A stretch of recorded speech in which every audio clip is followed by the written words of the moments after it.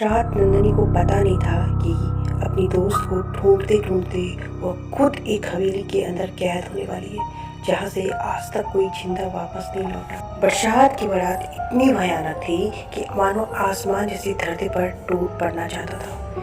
बिजली बार बार चमक रही थी और हर चमक के साथ दूर पहाड़ी पर खड़ी पुरानी हवेली कुछ पल के लिए दिखाई देती थी और फिर घने अंधेरे में गायब हो जाती थी। गांव के लोग उसे काली हवेली कहते थे। जो भी उस हवेली के अंदर गया वो कभी वापस नहीं लौटा। गांव के बीचों बीच रहने वाली 20 साल की लड़की नंदिनी बचपन से उस हवेली की कहानियां सुनती आई थी। उसकी दादी अक्सर कहती थी उस हवेली में सिर्फ दीवारें नहीं रहती, वहाँ परछाइयाँ सांस लेती है। लेकिन नंदिनी इन सब बातों पर विश्वास नहीं करती थी। उसे लगता था कि लोग डर के कारण कहानियाँ बना लेते हैं।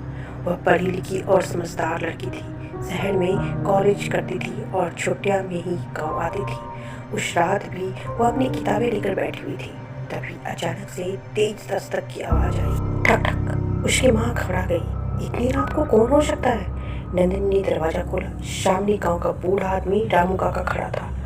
उसके कपड़े भीगे हुए थे और आंखों में साफ डर दिखाई दे रहा था। नंदिनी बिटिया, तुम्हारी सहेली राधा शाम से गायब है। आखिरी बार उसे काली हवेली की तरफ जाते हुए देखा गया था।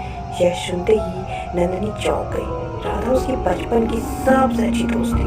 क्या वो वहाँ क्यों जाएगी? रामू काका कांपती आवाज में बोले। पता नहीं, लेकिन कोई भी उसे ढूंढने जाने की हिम्मत नहीं कर रहा।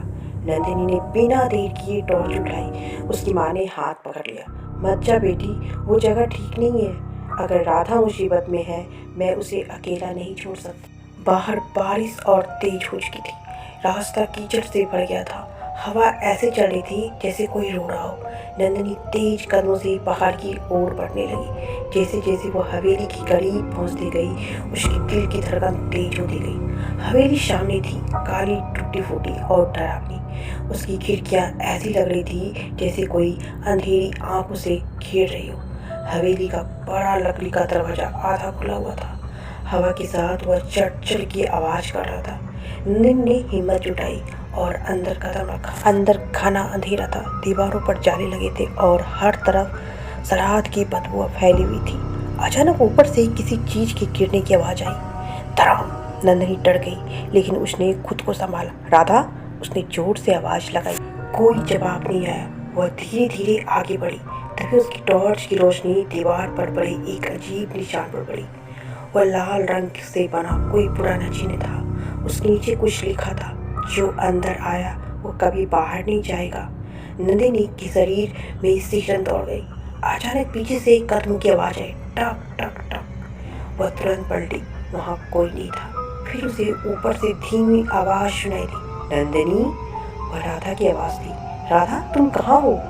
ऊपर नंदिनी सीढ़ियों की तरफ दौड़ी। सीढ़ियाँ पुरानी थी और हर कदम पर चरमराने लगी। ऊपर पहुंचते ही उसे लंबा गलियारा दिखाई दिया। गलियारे के आखिरी में एक दरवाजा खुला हुआ था और अंदर से हल्की लाल रोशनी आ रही थी। नंदिनी धीरे धीरे उस कमरे के पास पहुंची। अंदर का दृश्य देखकर उसके पैरों तले से जमीन खिसक गई।